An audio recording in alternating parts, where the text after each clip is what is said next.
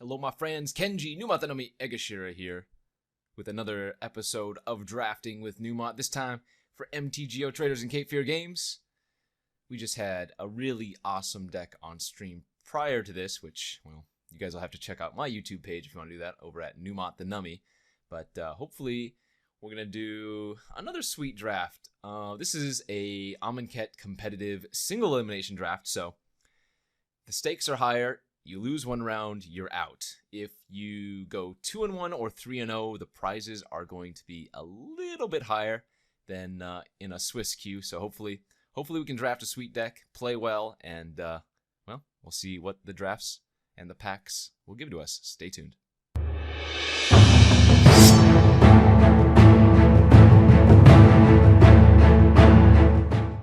Alrighty, the Amonkhet draft is live, and we have some tasty pasties up in here. Our rare being Liliana's Mastery. Pretty nice one. 5 mana for 2 3/3 zombies. And it pumps up your other zombies as well. So very, very good first pick, I would say. Other good cards in this pack include things like Watchful Naga. Exert it, you get to draw a card. The blue cartouche. Flying, +1/+1. Draw a card when it enters. And probably Gustwalker. Top 3 cards there. Top 4 cards there. But this is just going to be a very, very easy Liliana's Mastery for me. This card, very good by its own right, and then if you get more and more zombies, it just gets increased in power level. So happy to take this. It is standard playable now with the zombies deck, so pretty happy to see that in our opening pack. We are passing another Gustwalker, it looks like here, but I'm happy to take a Bone Picker, I think, just to kind of cut off the black signal. Plus, Bone Picker is a very, very good uncommon. But it is questionable. I think you could stand by taking the Gustwalker here and kind of forcing the black-white, as black-white is the color of zombies. I already have a Mastery, so Gustwalker would be good. Other good cards, Oketra's Monument, the blue cartouche again, Hooded Brawler, Magma Spray, and that's about it. So, like, I think Bone Picker and Gustwalker are my top 2 choices, with, like, Magma Spray and Monument being right behind that. I know I said I was going to take the Bone Picker and try to cut off black, but man, Gustwalker is so good as far as 2-drops are concerned. It is just so oppressive. I think, though, taking the Bone Picker and kind of signaling that black is cut off might pay off dividends in the second pack. So let's do that, see what we get past here. And it looks like we're just going to easily take a Fan Bear. Devoted Cropmate's fine.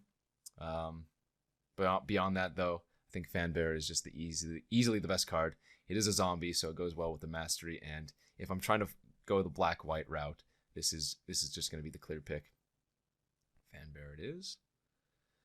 And we get past a very nice one in the form of Catcher's Attendant. On the surface, a Catcher's Attendant does not look like a zombie, of course, but it does have cycling, and it does have Embalm. And when you Embalm a creature, it does turn into a zombie. So if I have Liliana's Mastery on the battlefield and Embalm the Catcher's Attendant, well, it's going to be a 4/4 flyer. Other good cards, Canyon Slough, always playable. And any of the cycling lands are always playable if you're playing one of the colors. Those Who Serve are also a perfectly fine 3-drop, but Attendant is going to be my pick. And I'm actually going to take a Time to Reflect very highly here. Normally you let this card wheel because, well, it wheels generally if nobody else is in zombies. But this pack doesn't have very many good cards in it. There's like a Supernatural Stamina, which would be okay. I think the Time to Reflect is just going to be higher payoff, and the card I'm going to take. Okay, we get kind of a fillery pack. I think Ronus's Monument is perfectly fine in more aggressive decks.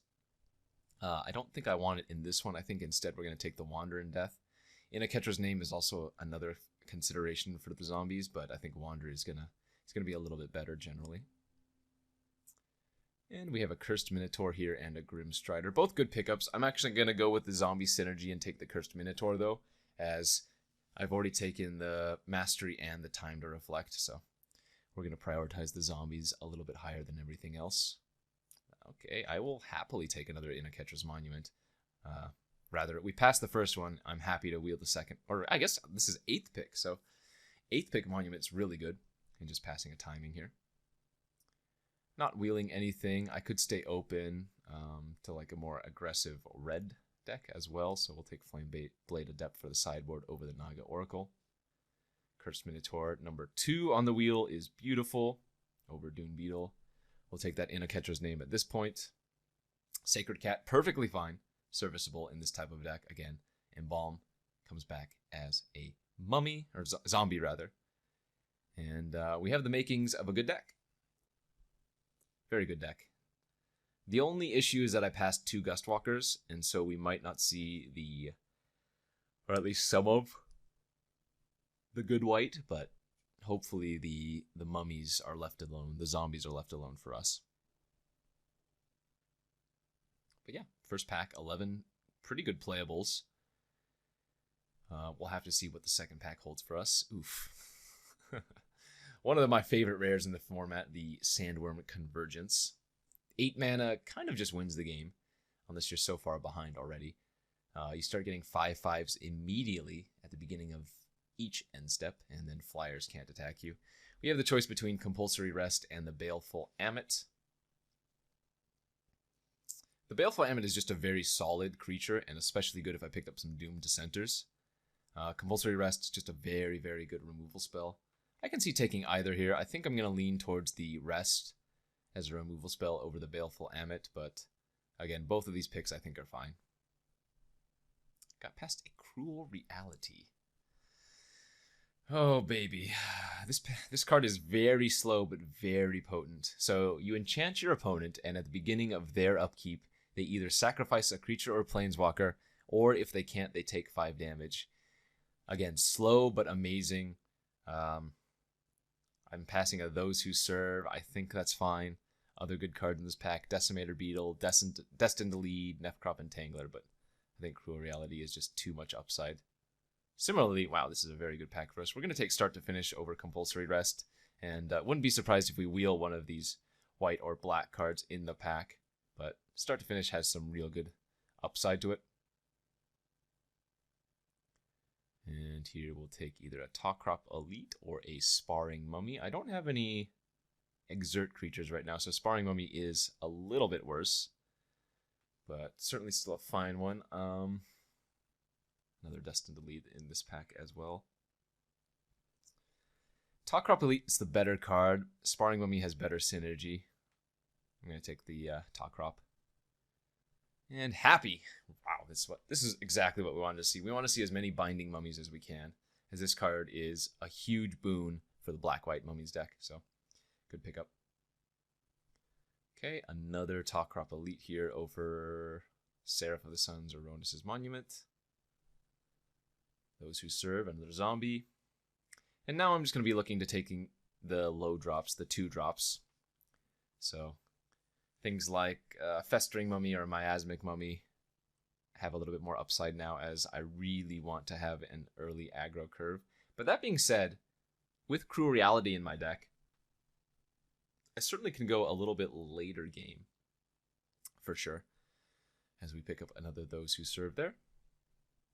And Those Who Serve are great with Liliana's Mastery. 3 mana, 3/5.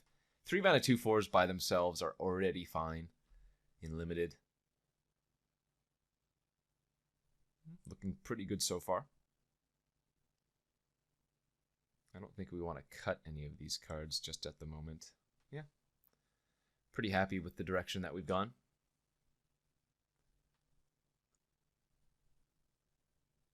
Okay, Mighty Leap here is a fine combat trick. I'm not a huge fan of Painful Lesson. I think it's okay, but this type of deck would really rather have the combat trick than anything else. And the last few picks here, Painted Bluffs for potential sideboard splashing, although highly unlikely it might be that we actually do that.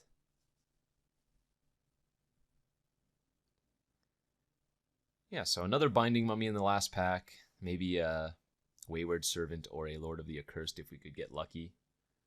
There's that impeccable timing on the wheel, as expected.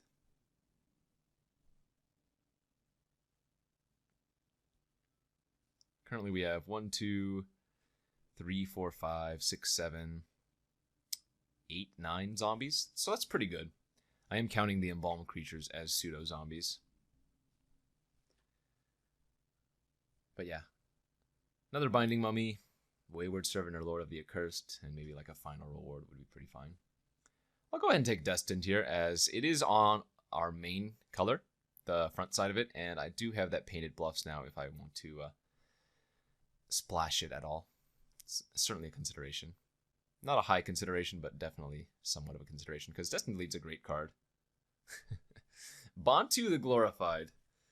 So, people, I think, overrate the gods, or at least some of them. I think Bantu is one of the worst, if not the worst god. Bantu and Kefnet are both quite poor in limited. They can be fine. They can be fine. And certainly they are very potent in the correct deck. But, that being said, I'm getting it pack 3. Let's see what kind of things I have that work well with it. We have a few embalmed creatures, and we have a Ketra's Monument. Does that mean Bantu is good here? I don't think so. I think I'm actually going to take the Binding Mummy. And hopefully wheel either the Doom Dissenter or Fanbear, although that's unlikely. I think Binding Mummy is just a better card in our deck. As we get past a Gravedigger here. Compulsory Rest. Anointed Procession's kind of cute. I do want another Compulsory Rest, but I think Gravedigger is just too much value. And it is a zombie, so I'm going to go ahead and take that. A third Tall Crop Elite here. That might be a little gratuitous, but I think it's fine. Would really like to get some more low drops if we're taking a third Tall Crop Elite. Passing a Channeler Initiate, Magma Spray, and some other fine filler cards. Alright, perfect. There's a Fanbearer for us. Unwavering Initiate also in the pack, one of the better 3-drop commons in the format. But Fanbearer is also just very good. Perfect. So Cursed Minotaur, a zombie, works well in the deck, but I think Gustwalker is just a premium 2-drop common. And you just try not to pass that ever. Kind of a fillery pack here. I already have In a Catcher's Name and Wander in Death and Painful Lesson. I will take another Wander in Death just in case we play against a more grindy matchup.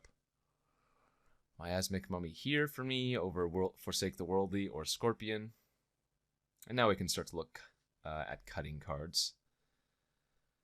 I think we can cut the Impeccable Timing. I can probably cut the Mighty Leap. I might want to cut the Cruel Reality if I'm running 16 lands, which I plan on doing. It's so gross though, but I think we can leave the Cruel Reality for a sideboarded game. Take the Skirmisher, or rather Spearmaster here. And now let's see, we have 1, 2, 3, 4, 5, 6, 7, 8, 9, 10, 11, 12 ways to make zombies as we pick up a Doomed Dissenter now. Over the Stamina. I don't think Doomed Dissenter is that good in our deck. We have Start to Finish with works well with it, but we didn't pick up the -1/-1 counters or other ways to sacrifice it. So I think we'll cut that. Have a Festering Mummy 2 in the sideboard as a good card versus the... Oh, you know what? Actually, I'm going to cycle the Mummy here for the Sacred Cat. And I think that's going to be the deck. 16 lands. We can probably just chop it up 8 plains, 8 swamps. And it looks pretty good to me. It looks pretty good to me. Alright, last few random picks here. Irrelevant. And good to go. So, overall, the draft went pretty nicely. I first picked a Liliana's Mastery. Black wasn't extremely open by any means. I kind of forced the black and the zombies, and I don't think that's necessarily correct. In fact, it's generally not, but we still ended up with a pretty cool deck. So, let's take a look here. I still think we want 8-8 over 9-7. And we will submit. And we will see you back for round 1. Stay tuned.